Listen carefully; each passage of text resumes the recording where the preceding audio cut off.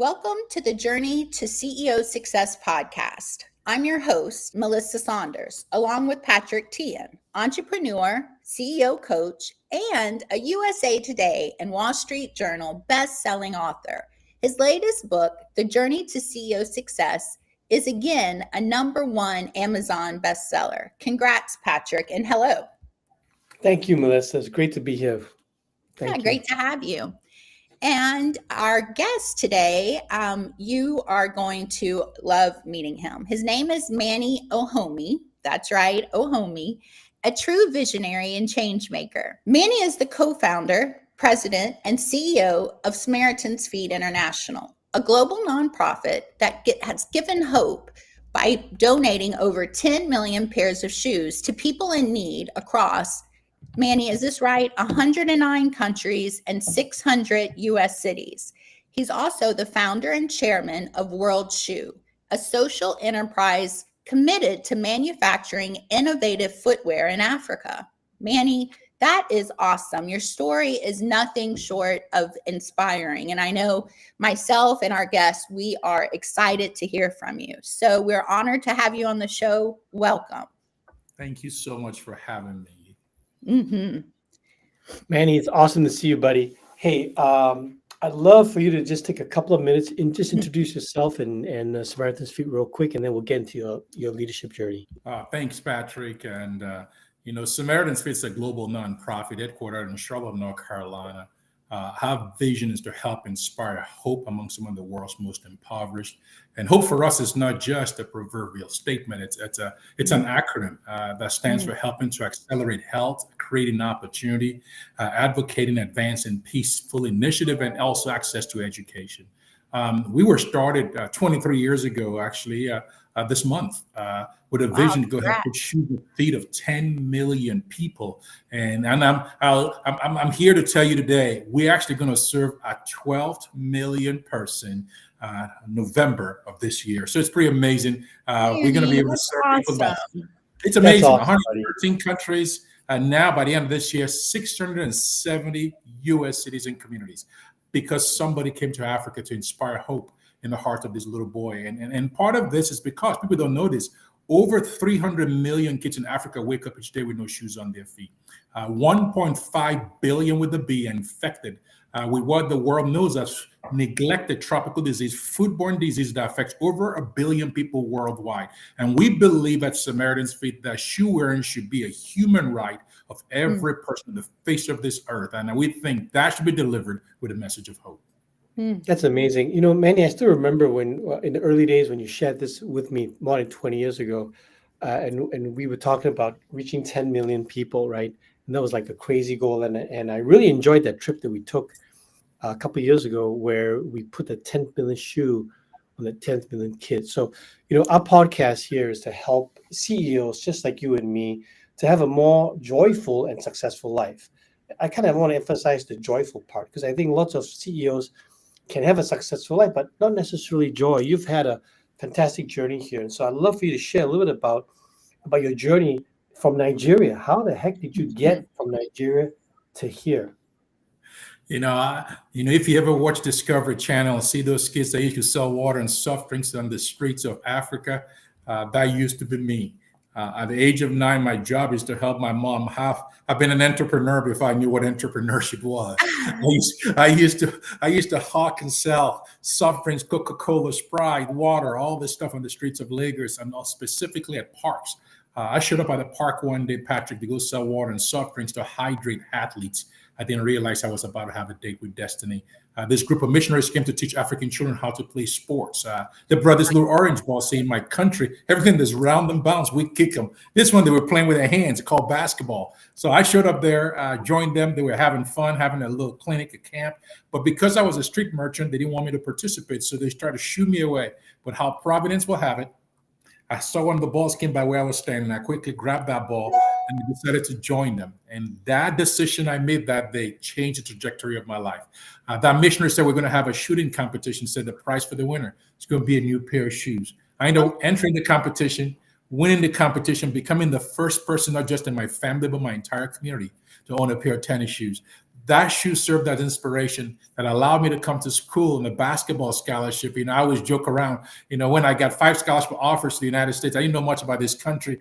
I probably could have gone to schools in other parts of the world, but guess what, Patrick? I chose to school in North Dakota because they had the best looking brochure, but it became one of the best decisions of my life. That's right. I thought you chose that school because you saw a photo of Tracy. That's what I thought. They definitely that market employ definitely worked. They had some beautiful blonde hair, blue eye, gorgeous looking girls, and I end up finding one of that I've been married to now for over 32 years. Wow. That definitely is destiny, buddy. It was destiny. But it's been amazing. I mean, that journey began something that was pretty spectacular for me. Because of that, I got my undergrad, I got my master's, and I was one of the top students in my supply chain program in the country. And I got invited to actually a conference in San Diego. I still joke around, why wasn't San Diego one of my options? But that going to San Diego also became a defining moment and a game changer for me, because I met this amazing Singaporean brother that asked me if I wanted a job. And who in the world is this guy asking me if I wanted a job? But fast forward, I wish I had more time to share this story with you, but you can check out my book, A Sole Purpose. You can read the details. Yes. But the beauty of it is that Patrick brought me to Charlotte. This same Patrick that I'm talking today brought me to Charlotte. We go back 30 years. First job. Wow. I had no idea. That connection. 30 years. That's unbelievable. So, Samaritan's Feet's amazing. It's an amazing story of hope shared. And one thing that's amazing about Samaritan's Feet, I love to really unpack some of these stories you have. We went through a lot of difficulty at Samaritan's Feet. I still remember when you initially started and you said, hey, I'm going to begin by asking people to just donate their used shoes. Mm-hmm. Then you discovered that, oh my goodness, the used shoes had to be sanitized. It wasn't as easy as you thought. So the one thing that strikes me, and I love for all our CEO listeners to really pay attention, is at Samaritan's Feet, you went through a lot of difficulty. You went through a lot of setbacks. And with every setback, you smiled and you kind of, that infectious smile of yours, and you kind of came up with different solutions. So just share a few of those, valleys that you went through and what inspired you to just continue the journey to where you are today. Well, I think at the core of the foundation, what inspires me first and foremost is my relationship with my Lord. I'm a Christian, and my faith has always been a critical part of my journey. And when things gets difficult, oftentimes the first human response is to want to flee or to quit or to make excuses. But I learned a long time ago, growing up in Nigeria, we're sleeping on those floors, those dirt floors, hustling, trying to figure out and praying, God, give me 001, because I didn't know where my next meal is going to come from. At least give me one meal so I can make it till the next day. So I was very resilient. And when we went through the process, when we started Samaritan's Feet, we were asking people to give new and gently used shoes. And then I learned pretty quickly, gently used in North Carolina doesn't mean gently used everywhere in the world. So after busting my wife's washing machines and realizing there's got to be a better way to this. But what was so tough, Patrick, was there was a time when we actually went on a distribution where you give a brand new pair of shoes on this guy, and then you put a gently used pair of shoes on this other person. And this person that you give a brand new pair of shoes, smiling with all the joy, and this other kid that didn't have anything, but the moment that you give him that gently used shoes, he said, hey, what did I do to get the gently used shoes? So I just couldn't stomach that anymore. So came back to our board, say, guys, we need to be able to do so. If you're going to do things in the name of the Lord to bring hope, to bring aspiration, to inspire and change people's work, we need to give people our best. So we pivoted and we transitioned. We went to all new shoes, and then we started procuring shoes. We became one of the largest procurer of footwear, because we went from receiving donations to actually asking people to donate funds so we can procure, even though other people still donated new shoes, corporations, other partners. but we made new become the new thing. And then using that as a way to put that smile on those kids' faces. There were times when things were tough. I mean, we were going so well, even as we had companies like, Skechers, like Nike, like Adidas, I mean, the list go on, Crocs, and all these guys donating shoes. We were one of the first one that received a couple million pairs of shoes when and Skechers was doing the Bob's program. When some of the amazing partnership when I went 300 and something miles walking barefoot from Charlotte to Atlanta. One of the head of social responsibility from Crocs walked with me. She said, "Manny, you must be crazy." But they end up donating over 1 million pairs of shoes. But here's the thing.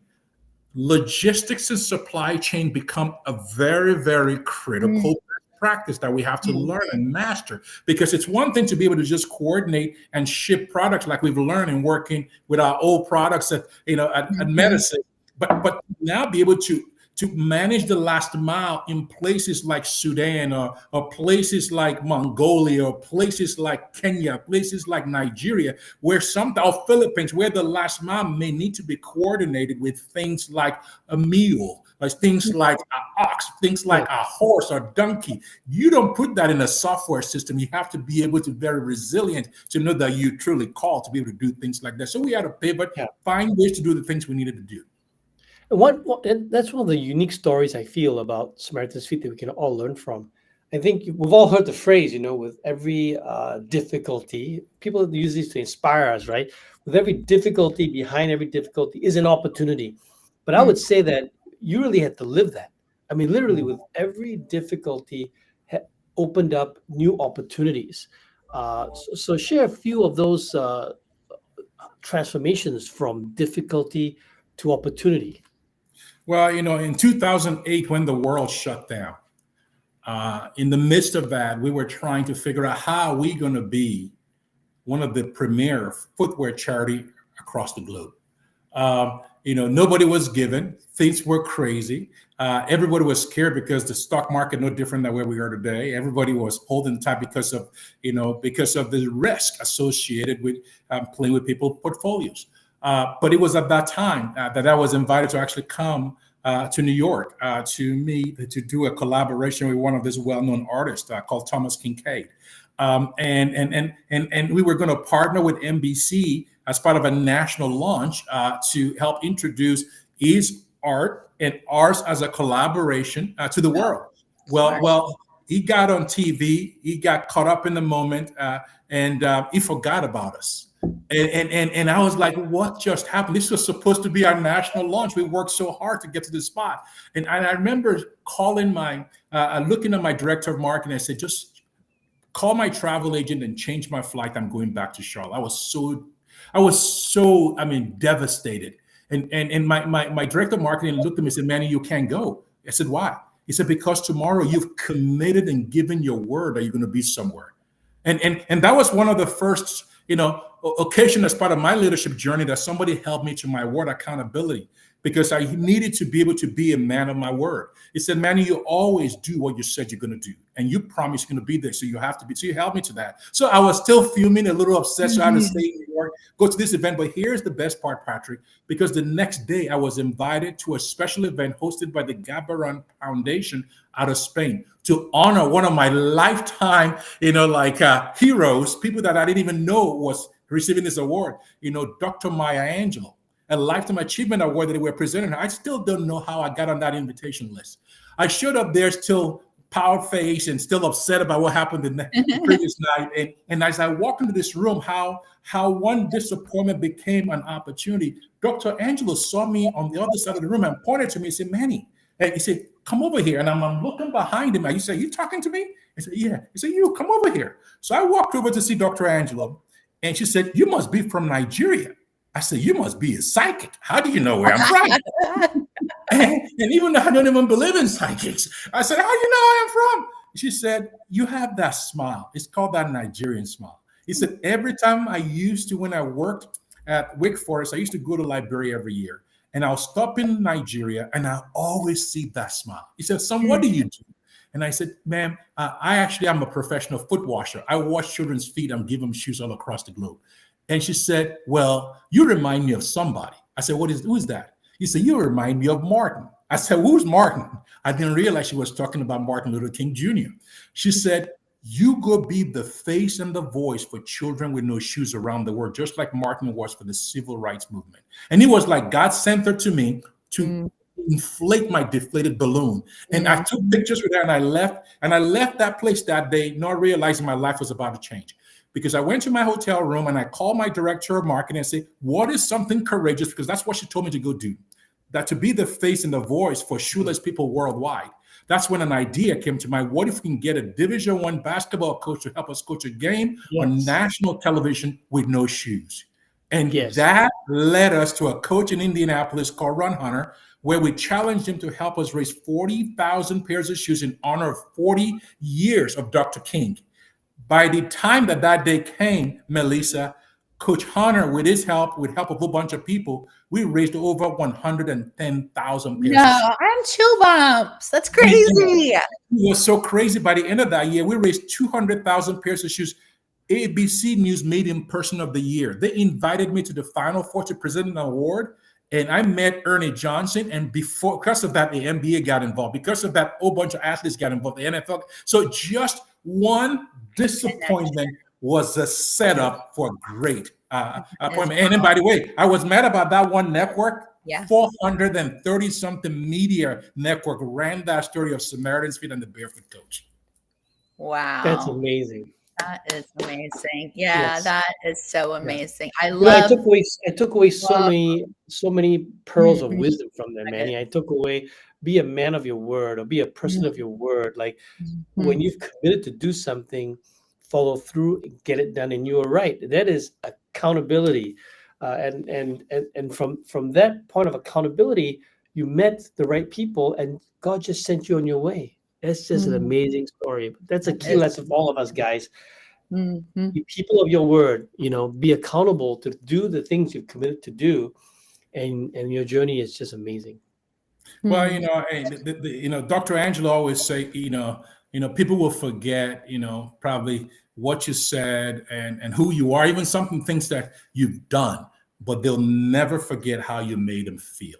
And that's become the bedrock of how we run our organization, because if you care and if you love people and if you serve people, people will never forget. And I believe in our business, because even though this is a nonprofit civil society, it's a business. It's a multi-million dollar business where we get the chance to work with people that we have to be able to help show the need to be able to create impact, to be able to live purposefully, to be able to create an opportunity to be able to actually have revenue so we can go do good in the world and steward those revenue and steward those relationships. So those are the things that I think for us that we have to do really well. If you don't make people feel good, and not just on the given side, but also on those that receive side, this doesn't work. Yeah. And you learned the lesson a long time ago, because you said that you noticed how the kids felt when the person received the lightly used shoe, and felt like, what did I do wrong, when that other kid received the new shoe? And again, so many nuggets of wisdom, because lots of times I noticed that even for myself, when things happen to us, what do we usually think? We usually think, what did I do wrong? Right? When it really had nothing to do with you. You didn't do anything wrong. Stuff happened, but you noticed that. And from that, it was important to you enough to change your model to say, no, I'm not here just to wash your feet and give you shoes. I'm here to give you hope. And if I've made that kid feel like that kid did something wrong, that's just the wrong delivery, right? So sometimes people can get the work right, but get the feeling wrong, and the outcome is incorrect as well.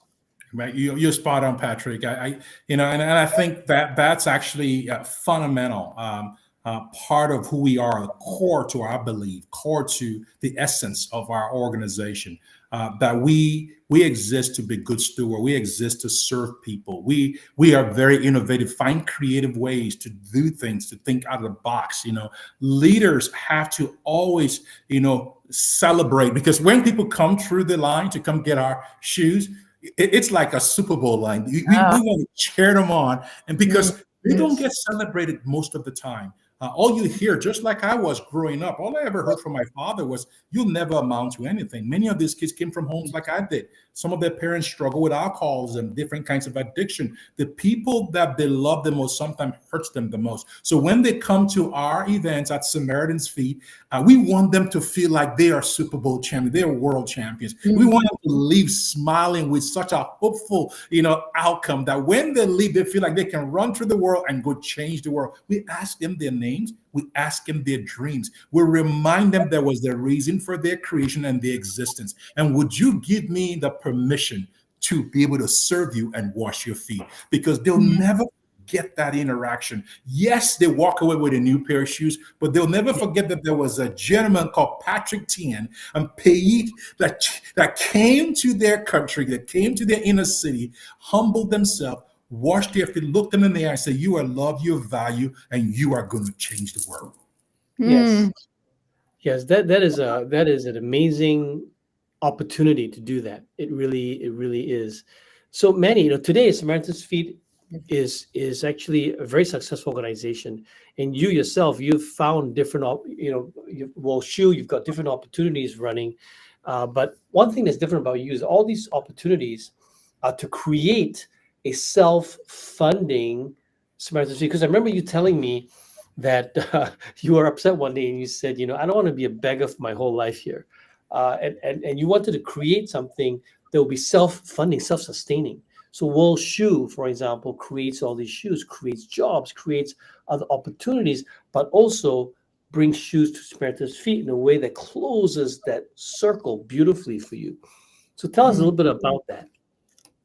Well, oftentimes when people look at some of the disadvantaged communities around the world, they just always look through the lenses of poverty and need.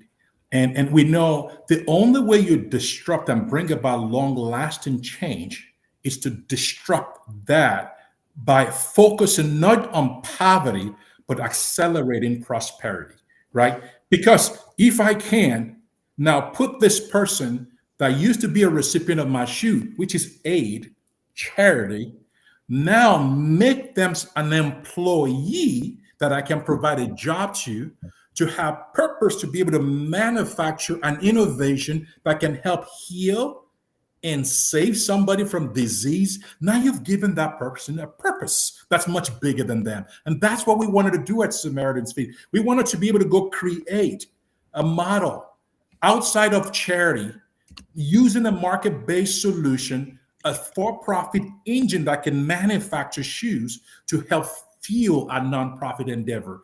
And that's what we did. We launched World Shoe Enterprise about 2.5 years ago with a domicile shoe manufacturing facility in Ghana, West Africa. Wow. And we created about 1,000 jobs just to get the factory going. It's crazy. Wow. And hired about a couple hundred people that actually works 6 days a week, because we want to be able to close on Sunday so they can have Sabbath and be with their family. But 3 shifts a day. But they have capacity now to manufacture 5 million shoes a year. But the solution they're making our shoes is that it's world changing, innovative. It's got an antimicrobial to help fight disease, which is part of helping to save life. It's eco-friendly, so it's actually got an active antimicrobial biodegradation accelerant to help ensure when the shelf life of the shoe is over, we don't become an environmental nuisance by helping to put discarded plastic, in landfills across the world. So now when we bury it, rather than this plastic sitting in this landfill for the next thousands of years, less than 5 years, the technology in the shoe, which is patent pending, will actually break down, attract bacteria to eat those plastics. Wow. So is biodegradable. So science in your shoe, but we also want to make sure the shoe is fashion forward. So we know now that we can actually, so we just open, you can go to our website at theworldshoe.com and procure your world shoe. But the cool thing is, just last week in North Carolina, one of the first retail store, I opened up so that you can walk into a store and buy it. And later on this fall, a number of other retailers can open it, because when I become part of a mission, now you become a philanthropist just like me, because your purchase helps create opportunity for people across the world and across the United States to have shoes, to have hope. Your decision is creating job. Your decision is helping to reverse, right, that curse, that that financial, what we call, people think inequity, but now it's an opportunity to be able to advance them and not just talk about poverty anymore, but accelerate prosperity, let women have jobs, own business, youth have purpose to change the world. So one day we can have a world with zero shoeless people. That's our BHAG. And I love that. That's our new BHAG, right? Wow. Awesome. That is awesome. Yeah. So I know you already know that I have a pair of those shoes, but did you know Melissa actually has a pair of your shoes as well? What? That's awesome. I do. I wear them when I walk on the treadmill. Thank you. They're awesome. Thank you. Yeah, no, it's amazing. It's like, you could buy a shoe that actually then allows your organization to give additional shoes. So it's such a secular kind of thing. It's really smart.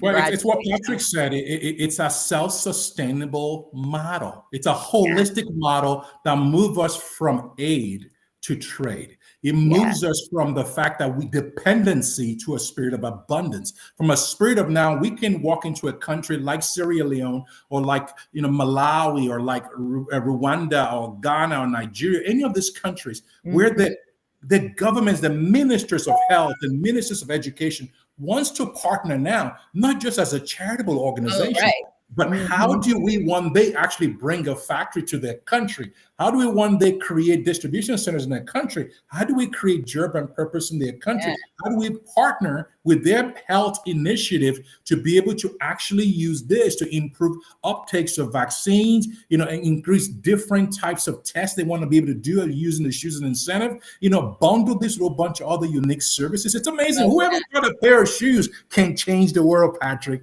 It's amazing. I thought Cinderella had a corner on that stuff until I started living. That's awesome. So we've gone through your amazing journey from zero to where we are today, more than 12 million shoes, and it's just amazing. I know Melissa's dying to ask. I've got two last questions for you. I know Melissa's is dying to ask you one of them, which is I'm going to ask him for you, right? Oh, okay, go ahead. With all your traveling, what snack do you bring with you? What's your favorite snack to bring with you? Oh man, my favorite snack that I love to bring is this mangoes, this hydrated mango from the Philippines. It's you eat that and it melts in your mouth. It just gives me all this energy. I love that mango. And also that's where you get your energy from. That thing is. I know. I'm gonna go and look into that myself. If I could have a smidge of his energy. I tell you. I love snack and I love people. People energize me, and anytime I get to be around people, but people that want to live purposefully, people that wants to make impact, people that wants to realize they've been given an opportunity, and with that opportunity comes to responsibilities. I know there are many leaders, CEOs watching this, and I want to challenge you guys. You are not a CEO by accident. See, success is never a solo venture. You were created for a purpose. The purpose to create an environment, a culture that your employee feels valued and want to be a part of a winning team. And winning doesn't necessarily all the time has to be about how big your balance sheet are, how profitable you are, but how are you making this world better? If you don't show up tomorrow where you live and where you work, would your community miss you? Would your impact be felt? Would your employee feel like they're part of something much bigger? See, that's what we are supposed to be as custodians and stewards, as CEOs, to build the chief culture officer that can allow our teammates to feel like they can go to the moon and they believe in them. Yes. So, this podcast reaches a bunch of CEOs, and my mission here is to help our audience have a more joyful and successful life. So, this final question is what I ask every guest on this podcast. What advice would you like to leave our CEO audience to help them to have the best, most joyful, and successful journey for their life? One of my dearest friends in the world, just like you, Patrick, is this guy called Coach John Calipari. He's the head basketball. He was the head basketball coach over at Massachusetts and went to Kentucky. Now he's at University of Arkansas. Every single one of these professional athletes, I mean, this guy breeds professional NBA players. Yeah. Every one of them, everyone that he plays for, he wants them to go wash somebody's feet. Because he said, true joy comes when you can live your life for others. He said, you're going to have fame and fortune. What are you going to do with it? But the moment you can help, use your platform, your resources, your time, talent, and treasure to be able to create impact and bring joy to people, then you will know what the true essence of joy is. That you realize that your profitability and your success was given to you as a conduit to help change the world for somebody else. So that's when experience joy. So if you want to experience joy, be a giver, be a servant, be a lover of people, help make your community better, and use your profits to help change the world. Because people will forget who you are, sometimes what you've done, but they'll never forget how you made them feel. Thank you, Manny. Thank you. Manny. Thank you. Inspirational. This was been awesome. I've teared up a couple of times. Now, let me ask you this. How can someone help the organization? I've been putting up a QR code for donating. Is that the best way to scan the code and to donate? Absolutely. I mean, this year alone, we want to serve 1.2 million people. We've partnered with 10 first ladies of countries in Africa that wants us to be able to actually help them impact 100,000 people in each one of those countries. A gift of $30 helps us impact 2 people. And just think about that. $30 can impact 2 people. That means we can manufacture a pair of shoes. We can transport and ship that pair of shoes in your name and go wash somebody's feet and change their life. Imagine if you can help with 100 people, 1,000 people, 100,000 people. Every little one counts. So go to SamaritansFeet.org, go to The World Shoe, purchase a pair of shoes, invite me to be a keynote speaker, because when I come, I'll get you excited. You're going to want to help people. Come be a part. Come go serve with us like Patrick. Come travel with us to any one of these 113 countries or anywhere in the United States. I promise you, your life will never be the same. So if you want to go serve, if you want to give, if you want to go, we got you.